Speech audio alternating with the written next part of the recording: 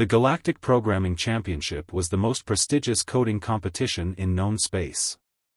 Held once every solar cycle on the neutral station Nexus Prime, it attracted the brightest computational minds from 1,000 worlds. This year, 200 contestants sat in perfect rows within the vast examination hall, their varied appendages poised over holographic interfaces. Proctor Ziwandar, a methodical archon whose species had invented quantum computing millennia ago, addressed the assembly. You have 8 standard hours to complete the challenge. Your task: debug and optimize the legacy code, a million-line program written in 17 deprecated languages, containing exactly 1,000 deliberate errors. The contestant who fixes the most errors wins. Begin. The hall erupted into focused chaos. Tentacles flew across keyboards. Claws tapped at holoscreens.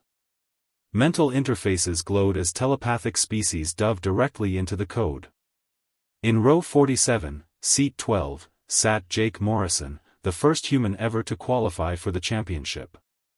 His competitors had studied him carefully during the preliminaries. Humans were new to the galactic community, their coding abilities largely unknown. Most dismissed them as primitives who had only recently discovered faster-than-light travel. Jake cracked his knuckles and opened the legacy code file. His screen filled with an absolute nightmare of syntax errors, deprecated functions, memory leaks, and logical contradictions. He whistled softly. "Okay," he muttered to himself. "This is going to take forever the normal way." Instead of diving into line 1, Jake opened a second window and began typing furiously.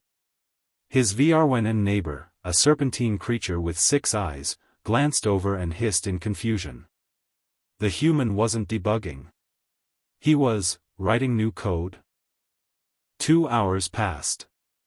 Around the hall, contestants were making steady progress. The Archon delegation had collectively found 70 errors.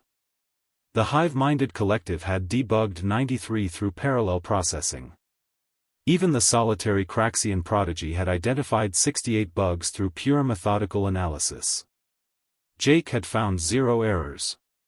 He was still writing his separate program. The VRWNN finally spoke, its translator crackling. "Human. You are wasting time. You should be debugging." Jake didn't look up. "I am debugging. Just differently." At the 3-hour mark, Jake finished typing. His separate program was complete, a sleek, compact AI he'd named Helix. He fed the legacy code into it and pressed execute. Helix came alive. On Jake's screen, errors began highlighting themselves in red, then turning green as Helix automatically rewrote the problematic sections. The AI didn't just find bugs, it understood context, identified patterns, learned from each fix, and applied that knowledge to detect similar errors elsewhere in the code. 5 errors fixed. 20. 50. 100. The speed increased exponentially. Proctor Ziwandar noticed Jake's screen first. His ancient eyes widened. Impossible. Other proctors gathered. Contestants began abandoning their own work to watch the human's display. Helix was now finding errors faster than they could track visually, a cascading waterfall of red turning green. 200 errors. 400. 600. "He's cheating," a Makani contestant protested, its mechanical voice shrill. "He's using external assistance." "No," Ziwandar said quietly, reviewing the logs. "He built the assistant himself.